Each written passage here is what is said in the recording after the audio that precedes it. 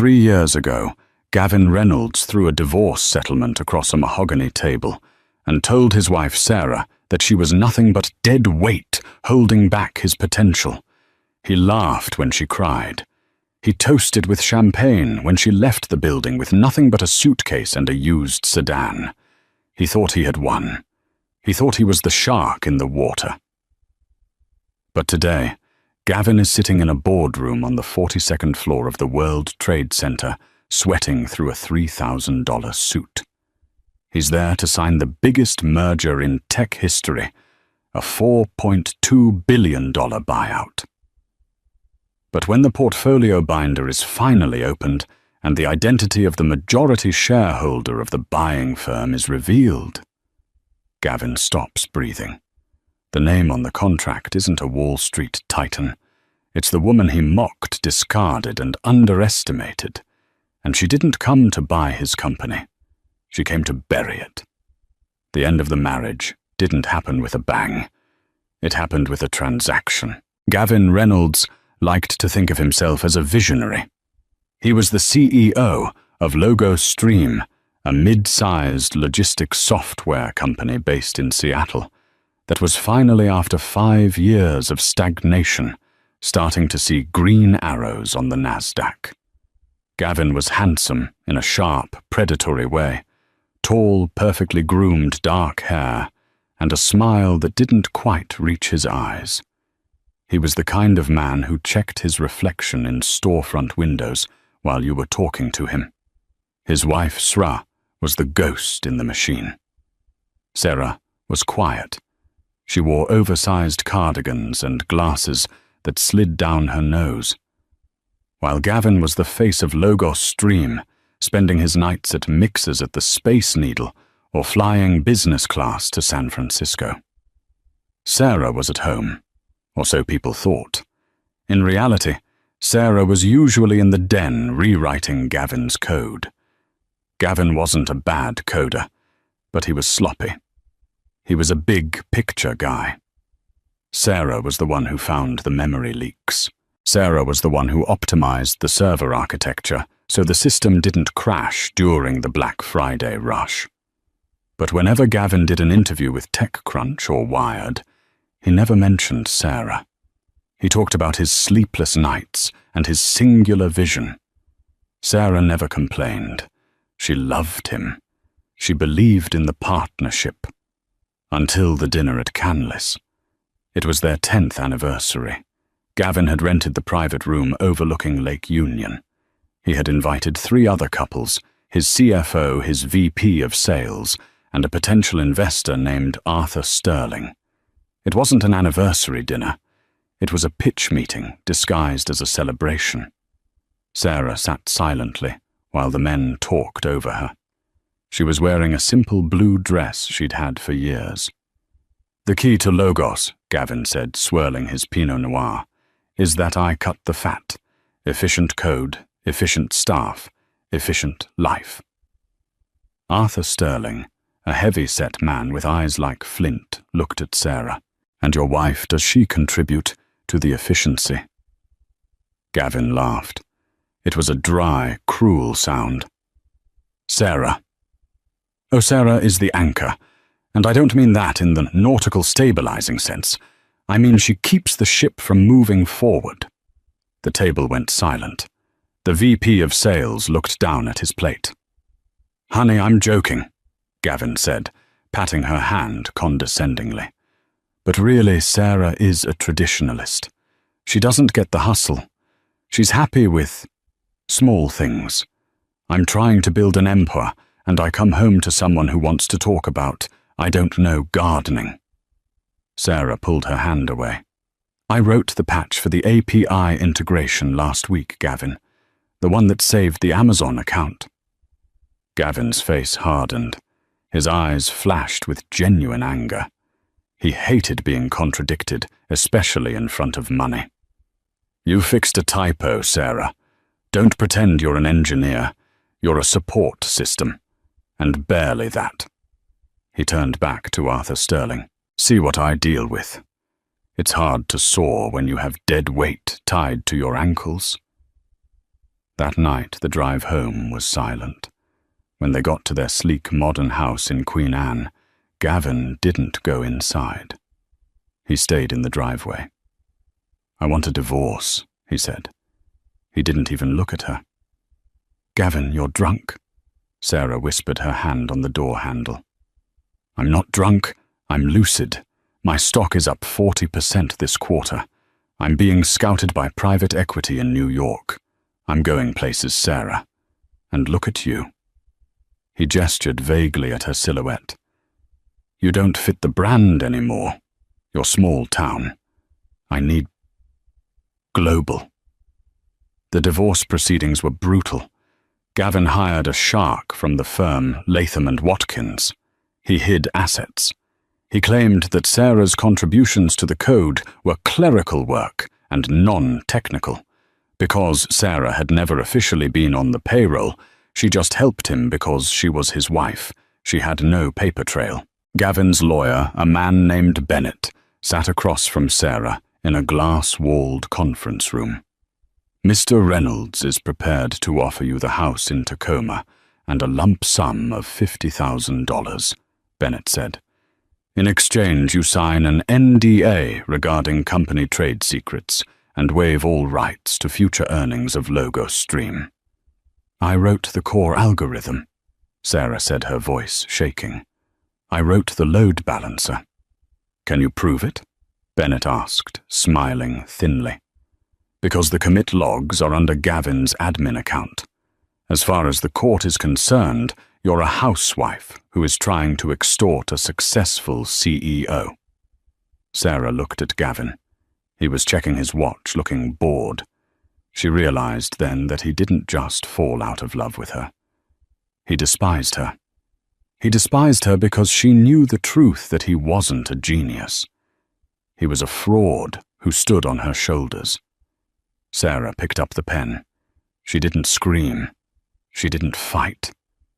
She signed the papers. "Good choice," Gavin smirked, standing up and buttoning his jacket. "Buy yourself something nice, or pay off your student loans. Whatever people like you do." He walked out. He didn't look back. Sarah sat alone in the conference room.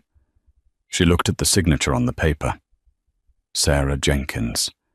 She had already dropped his last name. She wasn't crying anymore. The sadness had evaporated, replaced by a cold, hard clarity. Gavin thought she was dead weight. He thought she was a clerical worker. He had forgotten one thing. She knew where the bodies were buried in his code, and she knew exactly how to build a shovel. 2 years passed. Gavin Reynolds was living the dream, or at least the Instagram version of it. After the divorce, Logo Stream had been acquired by a larger conglomerate, but Gavin had stayed on as the CEO of the division. He had moved to New York City, buying a penthouse in Tribeca with floor-to-ceiling windows and a view of the Hudson River. He was a regular in the Page 6 gossip columns. Tech CEO Gavin Reynolds spotted at the Pierre with model influential. Gavin Reynolds closes down marquee for private birthday bash. He dated a string of women who looked exactly the way he wanted them to look, tall, silent, and expensive. He bought a Ferrari he couldn't drive properly.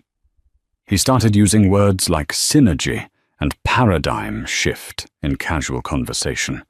But beneath the surface, Logos Stream was bleeding.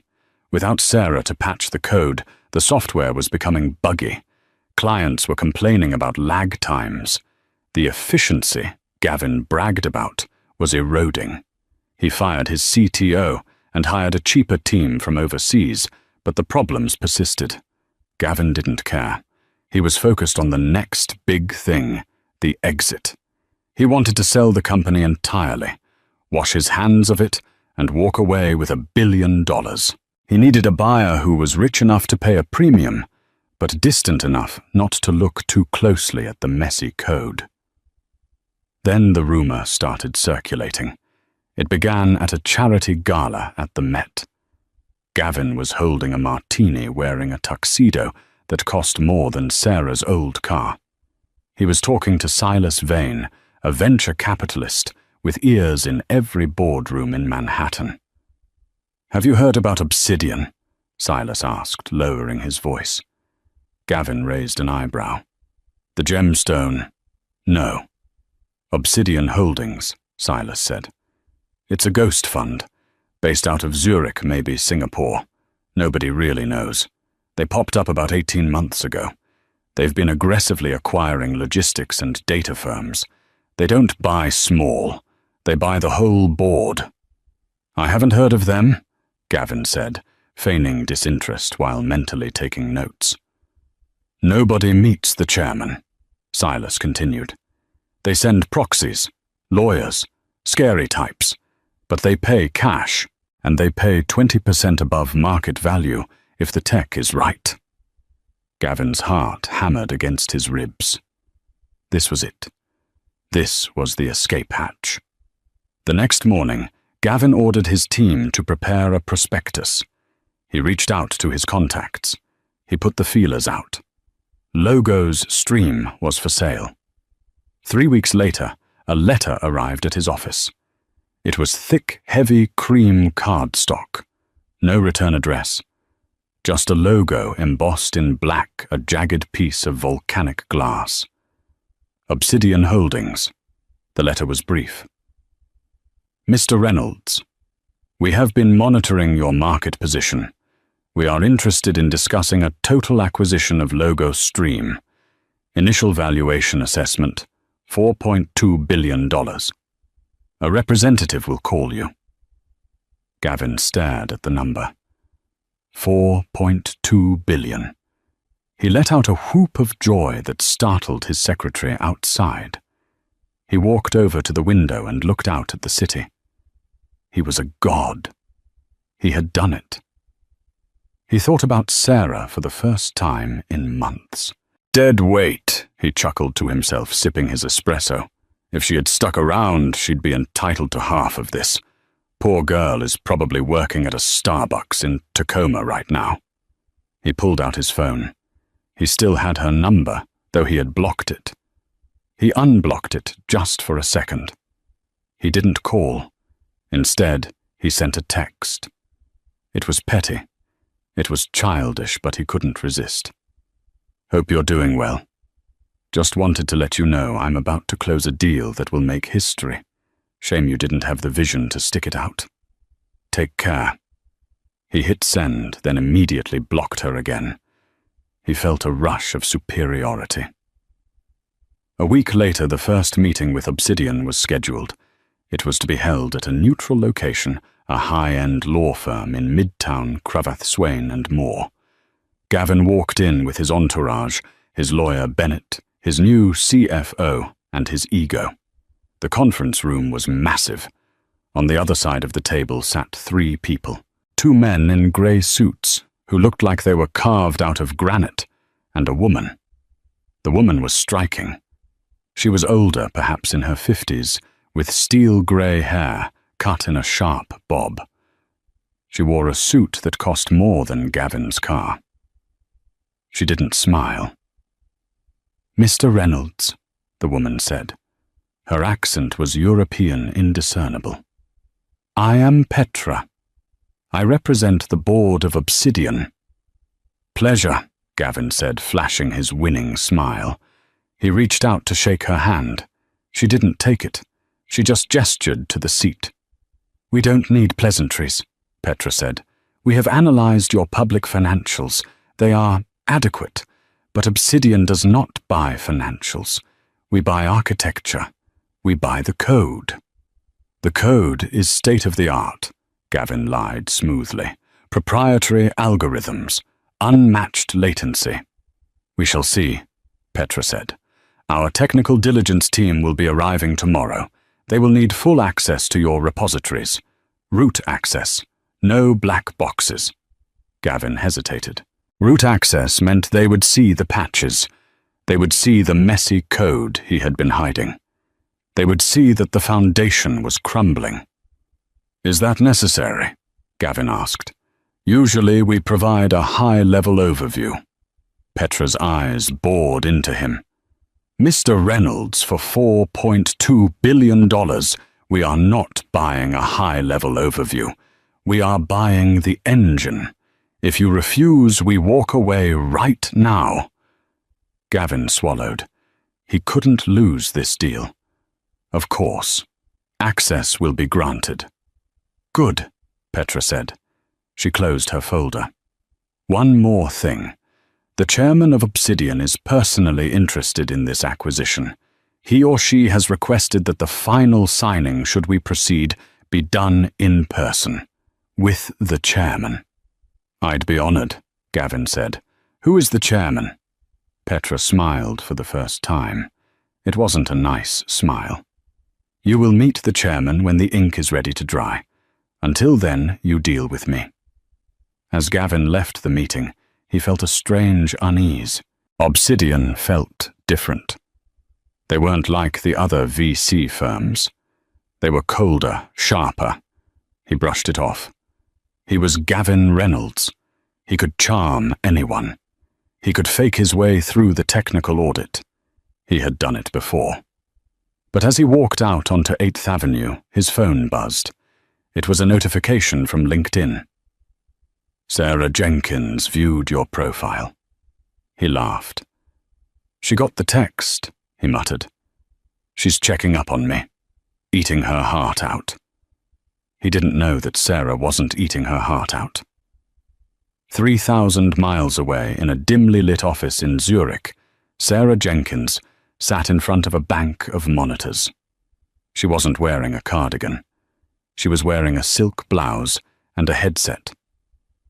On her screen was the live feed from the security cameras in the Cravath conference room in New York. She had watched the whole meeting. She zoomed in on Gavin's face, the sweat on his brow, the nervous twitch in his eye when Petra mentioned root access. Sarah leaned back in her chair. She swiveled to the next monitor.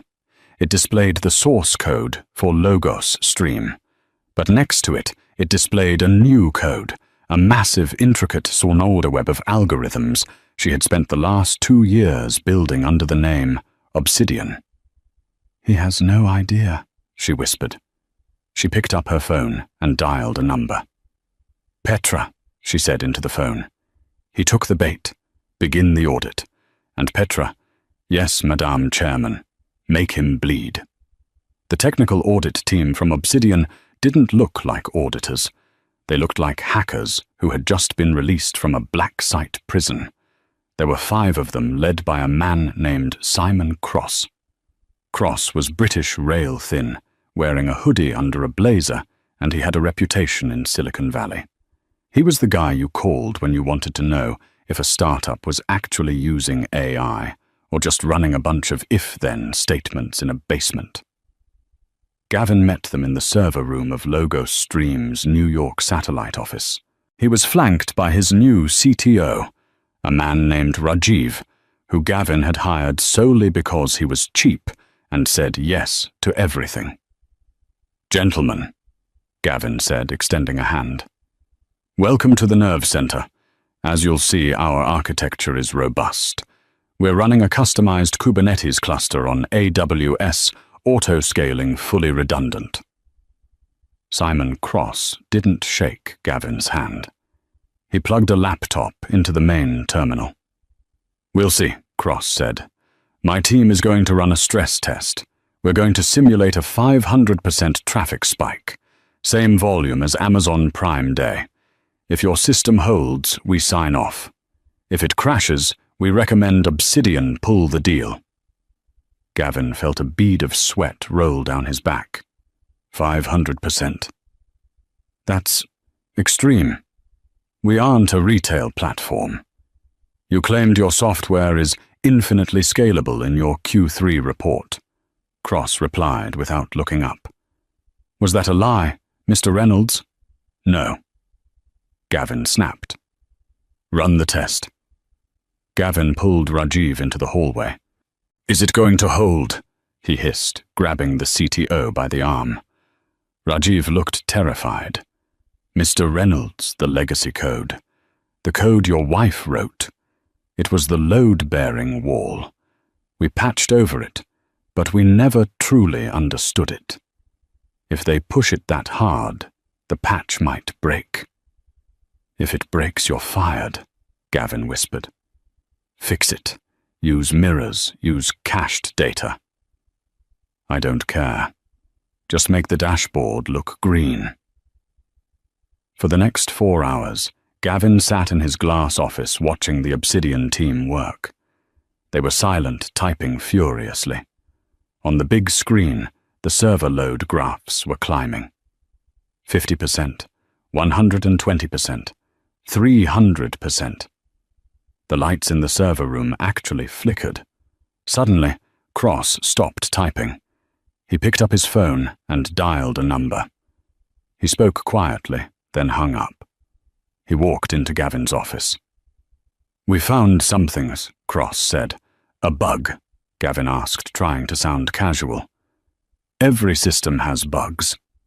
Not a bug. A ghost, Cross said. He turned his laptop around. On the screen was a block of code. It was complex, elegant, and completely different from the messy spaghetti code surrounding it. This core kernel, Cross said, pointing to the screen. It handles your entire database encryption. It's brilliant.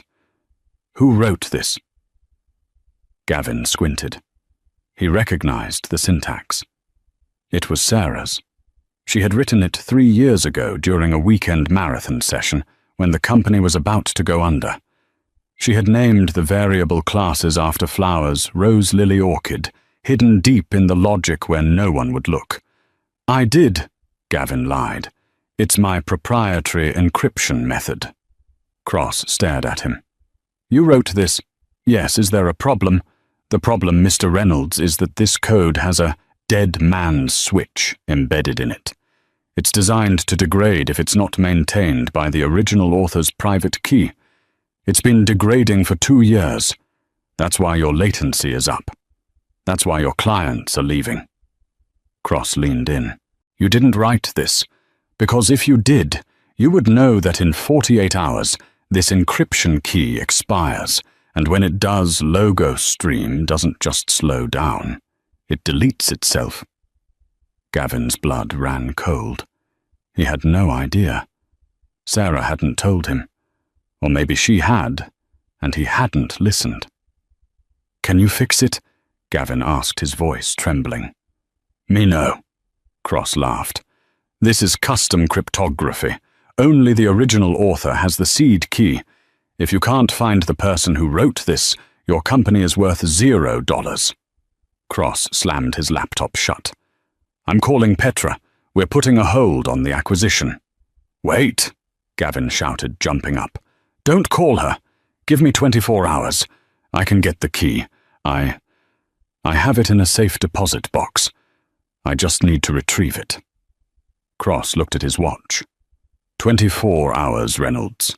If you don't have that key by noon tomorrow, Obsidian walks, and we will short sell your stock on the way out. The team left. Gavin was alone in his office. The silence was deafening. He realized with horror that he couldn't just fake this. He needed Sarah. He needed the woman he had discarded. He grabbed his phone. He unblocked her number again. He dialed. It went straight to voicemail. Hi, this is Sarah. I'm busy living my life. Leave a message. Gavin slammed the phone onto his desk, cracking the screen. He was the master of the universe, the CEO of $1 billion prospect, and his entire fate rested in the hands of a woman who was probably knitting in a duplex in Tacoma. Or so he thought. While Gavin was hyperventilating in New York, Sarah was in a private jet, cruising at 40,000 feet over the Atlantic. She was watching the video feed from Gavin's office on her tablet. She saw him throw the phone. She saw him crumble into his chair, head in his hands. He's panicking, Petra said, sitting across from her, sipping sparkling water. Cross did a good job spooking him. He's not spooked enough, Sarah said calmly. He still thinks he can manipulate his way out of it. He thinks he can bully me into giving him the key. Sarah closed the tablet. She looked different than she did 3 years ago. The soft edges were gone. She wore tailored Italian suits. Her glasses were designer frames. She had taken the $50,000 Gavin gave her the pity money and invested it in cryptocurrency options right before the boom. She turned $50,000 into $2 million. Then she used that to fund a startup that specialized in hostile takeover defense algorithms. She didn't just get rich, she got powerful. She built Obsidian specifically to hunt predators like Gavin. "What is the next move, Madam Chairman?" Petra asked. "He's going to try to find me," Sarah said. "He'll hire a private investigator. He'll try to find Sarah Jenkins in Tacoma. Let him look. He won't find her." "And the deal?" "We proceed," Sarah said. "But the price changes." Back in New York, Gavin was in crisis mode. He had hired a private investigator named Lenny Russo, an ex-NYPD detective who charged $500 an hour. "Find her," Gavin barked, pacing around his penthouse. "Sarah Jenkins, Tacoma, Washington. She drives a Honda Civic. She likes gardening." "How hard can it be?" Russo called back 4 hours later. "Mr. Reynolds, I got bad news," Russo said. "Sarah Jenkins doesn't exist anymore." "What do you mean? Did she die?" Gavin felt a flicker of hope. If she was dead, maybe he could claim the copyright passed to him as her former spouse. "No, she vanished," Russo said. "Sold the house in Tacoma 2 years ago. Closed her bank accounts. Social security number hasn't been used. No credit card hits. It's like she fell off the face of the earth." Gavin felt the walls closing in. He had 20 hours left before the cross deadline. Then his phone rang. It wasn't Russo. It was Petra. "Mr. Reynolds." Petra's voice was ice cold. "Cross tells me there is an anomaly in the code. A missing key. It's under control." Gavin lied, his voice cracking. "Just a minor administrative error. I'm retrieving the backup." "We are not comfortable with this risk," Petra said. "However, the chairman is still interested in the acquisition. But the terms have changed." "Changed how?" "The valuation is no longer $4.2 billion, Petra said. "We are dropping the offer to $2.5 billion. "That's nearly half," Gavin screamed. "That's robbery." "Take it or leave it," Petra said. "And one more condition. The chairman requires that you personally indemnify the deal. That means if the code fails after we buy it, Obsidian can seize your personal assets, your houses, your accounts, your stock options. Everything." Gavin stopped breathing. This was a death trap. If he signed this and he couldn't fix the code, he would be destitute. He would be worse off than Sarah was when he kicked her out. But if he didn't sign, the deal collapsed. The Cross report would leak. Logos stream stock would crash. He would be fired by his own board and investigated by the SEC for fraud. He had no choice. I accept," Gavin whispered. "Excellent," Petra said. "The signing ceremony is in 3 days, in Zurich. The chairman looks forward to meeting you." Gavin hung up. He sank to the floor of his penthouse. He had saved the deal, but he had put his head in a guillotine. He needed that key. He had 3 days to find Sarah. He stood up, a manic look in his eyes. He went to his safe and pulled out an old box of photos he hadn't thrown away. He found a picture of Sarah from their honeymoon in Hawaii. She was smiling, looking at him with adoration. "Where are you?" he muttered at the photo.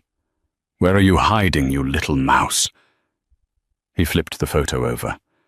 On the back in Sarah's handwriting was a note. To my genius husband, together we can build anything. And below that, a date. And a location. But then he noticed something else. Tucked in the corner of the box was an old USB drive, a silver one. He remembered Sarah used to wear it on a necklace sometimes. She called it her lucky charm. He must have swept it into the box when he was clearing out her stuff. His heart stopped. Could it be? He jammed the USB drive into his laptop. A folder popped up. It was password protected. The hint read, "What did you call me on our 10th anniversary?" Gavin stared at the screen. The memory of that night at Canlis came flooding back. The wine, the laughter, Arthur Sterling's face. Dead weight. He typed it in. DEADWEIGHT.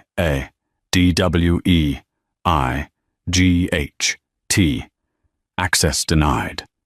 He tried again. Dead weight. Access denied.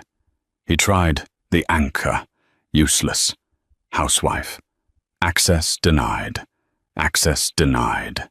Access denied. A message popped up on the screen. 3 attempts failed. Drive formatting in 10 seconds. No, no, no, no, Gavin screamed, clawing at the keyboard. The progress bar filled up.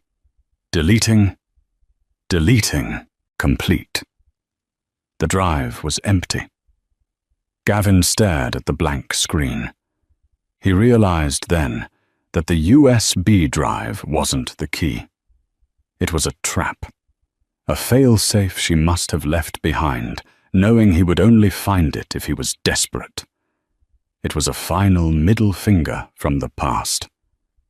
He was going to Zurich empty-handed. He was going to sign away his life to a mystery chairman, hoping he could charm them into mercy. He packed his bag. He took his best suit. He looked in the mirror. He looked tired, older. "I'm Gavin Reynolds," he told his reflection. "I always win." But for the first time in his life, he didn't believe it. Zurich in late autumn was a city of steel and grey skies, a stark contrast to the chaotic energy of New York. Gavin Reynolds sat in the back of a black Mercedes Maybach that Obsidian had sent to collect him from the airport. The interior smelled of expensive leather and silence. He stared out the window as they crossed the Quaibrücke Bridge. The lake was a sheet of dark glass. He checked his reflection in the rearview mirror. He looked tired. The stress of the last 72 hours had etched lines around his eyes that no amount of moisturizer could hide. He had signed the preliminary papers. He had agreed to the personal indemnification clause. He had bet his entire life, his fortune, his reputation, his future on the gamble that he could charm the chairman of Obsidian. He had to convince this stranger that the missing encryption key was a minor oversight, not a fatal flaw. The car pulled up to a building that looked less like an office and more like a modern fortress. It was a monolith of black glass and concrete jutting out of the hillside. No signage, just the jagged volcanic glass logo etched into the stone wall. Gavin was escorted by 2 security guards who looked like they were ex-military. They didn't speak. They led him into an elevator that moved so smoothly he couldn't tell if they were going up or down. The doors opened onto the top floor. It was an open-concept space, minimalist, and terrifyingly sterile. One wall was entirely glass overlooking the Alps in the distance. In the center of the room was a long table made of a single slab of petrified wood. Petra was there. So were the lawyers, grim-faced men in dark suits, and Simon Cross, the auditor, who was smirking as he typed on his tablet. "Mr. Reynolds," Petra said, not rising from her seat, "you are punctual." "I respect the chairman's time," Gavin said, smoothing his tie. He tried to project confidence, but his voice sounded thin in the cavernous room. Is he joining us? She, Petra corrected. And yes, she is ready. Petra pressed a button on the table. A set of heavy double doors at the far end of the room clicked open. Gavin stood up, buttoning his jacket. He put on his best visionary CEO smile, the one that had charmed investors, seduced women, and graced the cover of magazines. He prepared to meet a European heiress, or perhaps a reclusive tech matriarch. A figure walked through the doors. She was wearing a white power suit, tailored to perfection, that made her look like a blade of light against the dark room. Her heels clicked rhythmically on the polished concrete floor. Click, click, click. Gavin squinted. The silhouette was familiar. The walk was familiar, though the posture was different. The woman approaching him didn't walk with a slouch. She walked with the predatory grace of a panther. She stepped into the light. Gavin's smile froze. His breath hitched in his throat. His brain refused to process the visual data. It was Sarah. But it wasn't the Sarah he knew. It wasn't the woman in the oversized cardigan who made him tea and apologized for taking up space. This woman had hair cut in a sharp, chic bob. Her skin was luminous, and behind her designer glasses, her eyes were cold hard and utterly devoid of fear. "Hello, Gavin," she said. Her voice was smooth, deep, and commanded the room. Gavin staggered back a step, his legs hitting the chair. "Sarah, what are you doing here? I work here," she said, simply walking to the head of the table. She didn't look at him. She looked at Petra. "Are the documents prepared?" "Yes, Madame Chairman," Petra said. Gavin's head spun. "Madame Chairman." "No." Gavin laughed, a high-pitched, hysterical sound. "No, this is a joke. Is this a prank? Did you hire these actors?" He looked around at the lawyers. "Very funny, Sarah. You got me. You rented an office to scare me." Sarah finally looked at him. The look was withering. It was the look one might give to a misbehaving child or a stain on a rug. "Sit down, Gavin," she said. It wasn't a request. Gavin sat. He felt like the air had been sucked out of the room. You're the chairman of Obsidian," he whispered.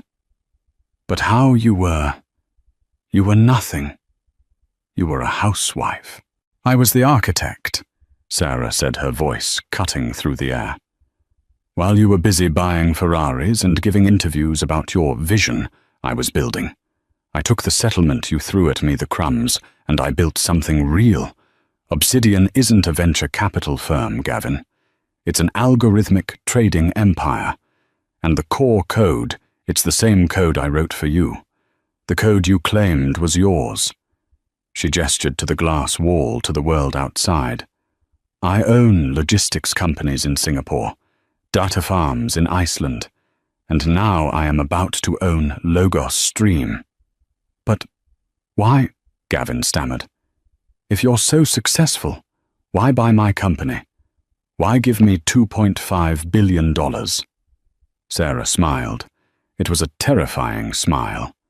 "Because, Gavin, I'm not buying your company to run it. I'm buying it to dismantle it. And I'm certainly not giving you $2.5 billion. She slid a thick folder across the table toward him. "Read the addendum," she said. Gavin's hands shook as he opened the folder. The pages were dense with legalese, but certain phrases jumped out at him. Breach of warranty, fraudulent misrepresentation, intellectual property theft. "What is this?" Gavin asked, his voice trembling. "You signed the indemnification clause," Sarah said, leaning back in her chair. "You agreed that if Logos Stream's code was found to be defective or stolen, you would be personally liable for the damages." She nodded to Simon Cross. Cross tapped his tablet, and the massive screen on the wall flickered to life. It showed a side-by-side comparison of two sets of code. On the left, the core kernel of Logos Stream. On the right, an encrypted time-stamped file dated 3 years ago. The code on the right, Sarah said, is the original source code, digitally signed by me, Sarah Jenkins, 3 years ago. I registered the copyright the day after you asked for a divorce. I didn't file a lawsuit then because I knew you'd bury me in court with your expensive lawyers. I decided to wait. Wait for what?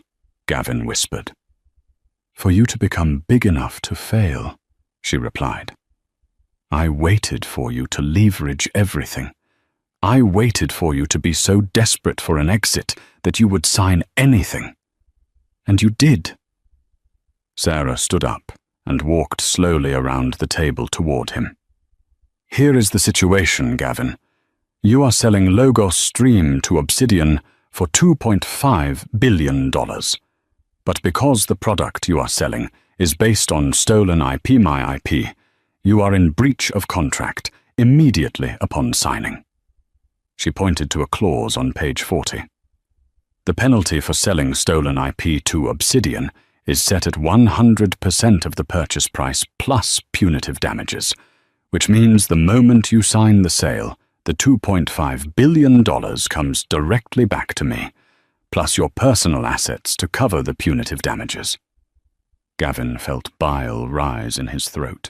You're bankrupting me. You're stealing my company. I'm repossessing my property, Sarah said coldly. You called me dead weight, Gavin. You told the world I was a clerical worker. You built a reputation on my genius. Now I'm taking the credit back. Gavin stood up, his face red. I won't sign. I'll walk away. I'll go back to New York and fix the code myself. You can't, Sarah said. The dead man's switch triggers in... She checked her Rolex. 4 hours. At 2 p.m. Eastern Standard Time, the encryption keys expire. Logos Stream will crash. Also. Your clients, Amazon, FedEx, DHL, will lose their data. Your stock will go to zero by tomorrow morning. You will be sued by every shareholder investigated by the SEC, and you will likely go to prison for corporate negligence. Gavin slumped back into his chair. He was trapped. There was no way out. If he walked away, he went to prison. If he signed, he walked away penniless. You planned this, Gavin murmured. Every step. The text message, the lowball offer. I engineered it, Sarah corrected. Just like I engineered your success. You were just the user interface, Gavin. I was always the operating system. The room was silent. The only sound was the hum of the server banks in the distance. So what happens now? Gavin asked, his voice broken. He looked small. The visionary CEO was gone. He was just a man in a suit he could no longer afford. Sarah placed a fountain pen on the document. You sign, she said. You transfer ownership of Logos Stream to Obsidian. In exchange, I will input the encryption key and stabilize the system. The company survives. The employees keep their jobs. And me? Gavin asked. You are terminated effective immediately, Sarah said. You will leave this building with nothing. No golden parachute, no stock options. You keep the condo in Tribeca until the bank forecloses on it, which I assume will be soon, since you leveraged it for your lifestyle. Gavin stared at the pen. It was a Mont Blanc. He had bought himself one just like it when he made his first $1,000,000. This is cruel, he whispered. Sarah, I loved you once. Sarah's expression didn't change. No, Gavin. You loved how I made you look. You loved that I fixed your mistakes, but you never respected me. And in business, respect is the only currency that matters. She leaned in, close, her voice dropping to a whisper that only he could hear. "You wanted to cut the dead weight, Gavin. Now you're lighter than air. You can fly away." Gavin picked up the pen. His hand was shaking so badly he could barely hold it. He looked at the signature line. Seller Gavin Reynolds. He looked up at Sarah one last time. He saw no pity in her eyes, only the cold, hard logic of a balanced equation. He signed. As the ink dried, Sarah pulled the folder away. She handed it to Petra. "The deal is closed," Sarah announced. "Escort Mr. Reynolds from the building." 2 guards stepped forward. Gavin stood up. He felt dizzy. He walked toward the door, his legs feeling like lead. Just as he reached the threshold, Sarah spoke again. "Gavin?" He turned around, a flicker of hope in his chest. Maybe she would offer him something. A consulting role, alone. "Don't forget to validate your parking," Sarah said. "It's expensive in Zurich." The guards closed the doors. Gavin stood alone in the hallway. He checked his pockets. He had his phone, his wallet, and a return ticket to New York. He walked to the elevator. He pressed the button for the ground floor. As the numbers descended, he realized the truth. He hadn't just lost a company. He had been erased. He walked out of the building into the cold Swiss air. It started to snow. He looked up at the black monolith of the obsidian building. On the top floor, he saw a light turn on. He imagined Sarah standing there looking down at him. He was the ghost now. 1 year later, the rain in Seattle was relentless. It wasn't the romantic, misty rain that movies liked to portray. It was a cold, grey sheet that soaked into your bones. Gavin Reynolds stood behind the counter of TechFix, a small repair shop in a strip mall in Bellevue, about 10 miles east of his old life. He was wearing a blue polo shirt with a name tag that simply read, Gavin. "It's still not turning on," the customer, a teenager with greasy hair, complained, tapping his phone on the glass counter. "I thought you said you fixed the motherboard." "I did," Gavin said, his voice flat. "But the water damage was extensive. You need a new battery. That's another $80. "Rip off," the kid muttered, but he slapped a credit card down. Gavin ran the card. Declined. "Try again," the kid said. "It's declined," Gavin said, staring at the terminal. He felt a familiar surge of irritation, the old arrogance bubbling up. He wanted to scream. "Do you know who I am? I founded a company worth billions." But he didn't scream. He couldn't, because nobody knew who he was anymore. To the world, Gavin Reynolds was a cautionary tale, a footnote in business school textbooks under the chapter Founder Syndrome. After Zurich, the fall had been swift and brutal. The SEC investigation didn't result in prison time thanks to a plea deal where he admitted to managerial negligence, but it stripped him of his ability to serve as a director of a public company for 10 years. His assets were liquidated to cover the debts he had racked up trying to maintain his image. The Tribeca penthouse gone, the Ferrari repossessed, the friends who used to drink his champagne. They deleted his number before the ink was dry on the foreclosure papers. He handed the phone back to the kid. "Cash only," Gavin said. The kid huffed and walked out. Gavin sighed and leaned against the counter. It was lunch break. He pulled a crumpled sandwich out of a paper bag. He sat on a stool and opened the browser on his work computer, an old desktop that hummed loudly. He didn't want to look, but he couldn't help himself. It was a sickness. Every Tuesday he checked. He typed in the URL obsidian.com/news. The page loaded. And there she was. Sarah. But not just Sarah. She was on the cover of Time magazine's Innovators of the Year issue. The headline read, "The Silent Architect. How Sarah Jenkins Redefined Global Logistics. Gavin clicked the article. He read it hungrily, looking for his name. He needed to see his name. He needed to know that he still mattered to her, even if it was as a villain. He scrolled and scrolled. The article talked about her early years, her brilliance in coding, her quiet struggle against industry biases. It mentioned Logos Stream only as a distressed asset she acquired and successfully rehabilitated. She didn't mention him. Not once. The interviewer asked, "You rebuilt a failing company into a global powerhouse in under a year. What was your motivation?" Was it revenge? Gavin held his breath. "Say it," he thought. "Say my name." Sarah's response was highlighted in bold. "Revenge is inefficient. It requires you to look backward. I was motivated by waste. I saw potential being wasted by poor architecture and ego. I simply removed the inefficiencies and let the code run the way it was meant to." Gavin stared at the screen. Inefficiencies. That's what he was.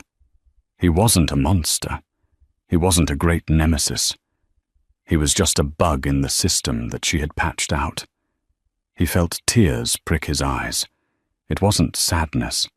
It was the crushing realization of his own insignificance.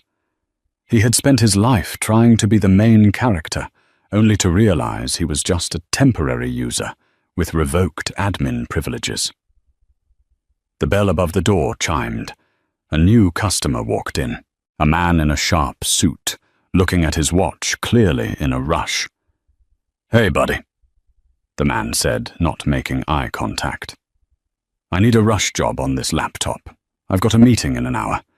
Can you handle it?" Gavin looked at the man. He saw the arrogance.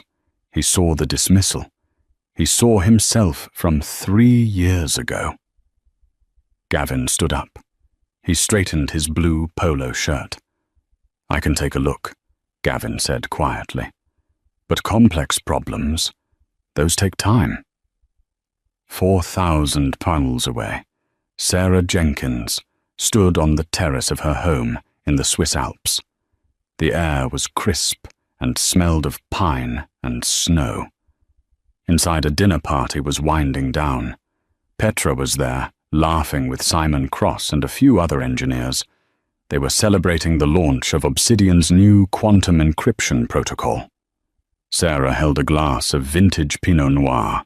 She looked out at the valley below, where the lights of Zurich twinkled like a circuit board. Her phone buzzed in her pocket. She pulled it out. It was a notification from her bank. The quarterly dividends had just cleared. The number was astronomical.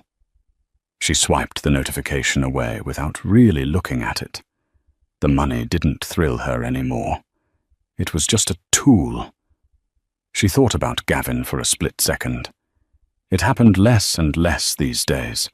The anger that had fueled her for those 2 years in the dark had burned itself out. What was left was a strange sense of peace. She remembered the night he told her she was dead weight. She remembered how heavy she felt that night, like she was drowning. She took a sip of wine and looked up at the stars. She realized now that the weight hadn't been her. It had been him. He was the anchor dragging them both down. And the moment he cut her loose, she didn't sink. She soared. "Sarah." She turned. A man was standing in the doorway. He was tall, with kind eyes and a warm smile. He was a professor of physics she had met in Vienna. He didn't care about her money. He cared about her mind. "Are you coming in?" he asked softly. "We're about to open the dessert." Sarah smiled, a real smile, one that reached her eyes. "I'm coming," she said. She turned her back on the cold, dark valley and walked inside, closing the glass door behind her. The reflection in the glass caught her for just a moment, a woman who was whole, powerful, and finally completely free. And that is the story of how Gavin Reynolds learned the most expensive lesson of his life: never underestimate the person who holds your foundation together. He thought he was the visionary, but he was just the decoration. Sarah was the structure. It's a brutal reminder that in life and business, arrogance is a blindfold. When you treat people like they are disposable, you might just be throwing away the only thing keeping you afloat. Gavin wanted to fly, but he forgot that you can't fly if you destroy the ground you're standing on. What do you think? Did Gavin deserve to lose everything? Or was Sarah's revenge too cold? Let me know in the comments below. I read every single one. If you enjoyed this story of karma, betrayal, and justice, please smash that like button. It really helps the channel grow so I can bring you more stories like this. And if you haven't already hit subscribe and ring the notification bell so you never miss a drama. Remember, be careful who you call dead weight. They might just be the ones learning how to fly without you. Thanks for watching, and I'll see you in the next video.